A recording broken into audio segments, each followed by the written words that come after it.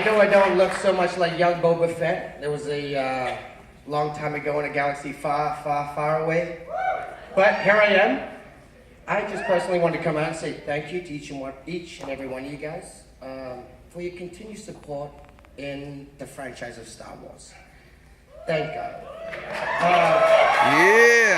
I have been out to watch it before you guys, of course. And Rian Johnson really did a great job with this film. I think he's been able to touch not only my heart, but the heart of the the original generation, the new generation, and the generation in between. I love each and every one of you.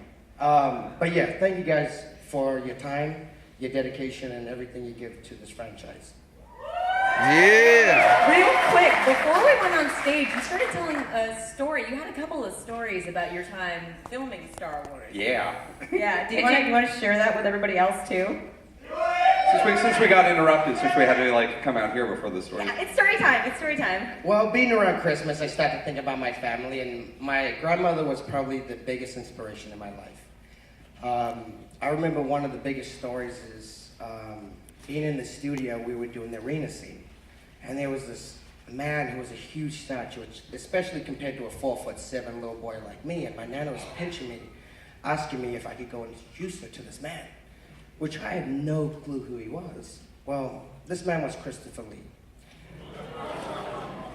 I had no clue who Christopher Lee was because in New Zealand they only gave us 3 channels. And at 11 o'clock at night, a little Kiwi bird would come on TV and say goodnight to us all. I guess that's why my mom had 6 kids, because the 4th TV channel was in the bedroom. Hopefully she doesn't hear that. So I take my grandmother over to meet Christopher Lee, and obviously she's fanning out, as obviously you guys have all done. And we start getting to talk, and he says, "My boy, what an amazing job you're doing." I'm like, "Well, thank you very much, sir." So he responds back, is this your first film you've done? I'm like, "Yeah, actually, it's my first major film."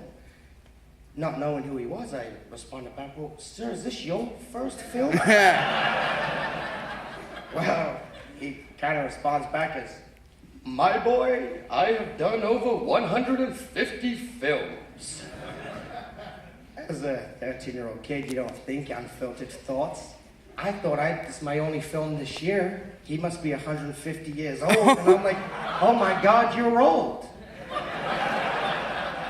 Obviously not the best thing you can say to a man as Christopher Lee, but I made up for it as I saw the look on my nana's face, and I said, around my nana's age, trying to hook her up, maybe around 50, 51, and I just remember him looking down at me and going, "My boy, you have made my day." Oh, that was my... Sometimes unfiltered thoughts kind of get you the best memories. I got another one about Obi-Wan real quick. Seems there's rumors of the new Obi-Wan story.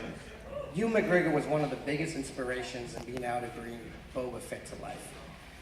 Being 13, I didn't realize what kind of power that character had in the whole entire universe of Star Wars, but knowing Ewan McGregor knew for his uncle, who was Dennis Lawson, he played Wedge. He knew obviously more about the franchise than I did. I was able to drive the golf carts all around the sets. And me and Ewan would actually drive everyone anywhere we could whenever we weren't working around the sets. If you needed to go to any studio, wardrobe, cafeteria, anywhere. First time I ever got to drive anything, I figured, I'm gonna drive. So during the process of the filming, me and Ewan had broken off the governor in order to be able to make the go-kart go faster. Growing up in New Zealand, you don't really have legal aspects, you don't realize that there's lawsuits and problems when it comes to doing things like that. I thought it was fun and we both agreed to it. The only problem is the place that we did it was at the hump of between the 2 studios. And where the studios met was where the first AD and second AD studios were. So he comes flying down the studio, slams on his brakes, hits the sideways. 13, you're like, "That's the best, my turn." As he's like, "Go ahead, kid." I'm like, "Yes." I get told, "Get out of that golf cart." I'm like, "What?" So after that, I wasn't allowed to drive in the golf cart. Sad story, yes. I know. But Ewan actually, he makes up for it. The most amazing man in the world. He asked me on my very last day of filming what time and what day I was leaving. He told me to meet him at the studio at about 5 o'clock in the morning because I was leaving at about 8 that day in the morning. It was pitch black. I met him at the studio. He was sitting in his robe in the golf cart with the lights on. And me and him drove around the studio for about an hour. Just Boba Fett and Obi-Wan, you know, hanging out. It was pretty cool, you know?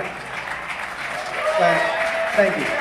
I figured I'd share a couple stories, but that was a bit of my experience being out of work on this film. And, you know, George Lucas, he got a little carried away on the last 3 he did, but I'm still very honored to be out of being able to say I was directed by a man like George Lucas.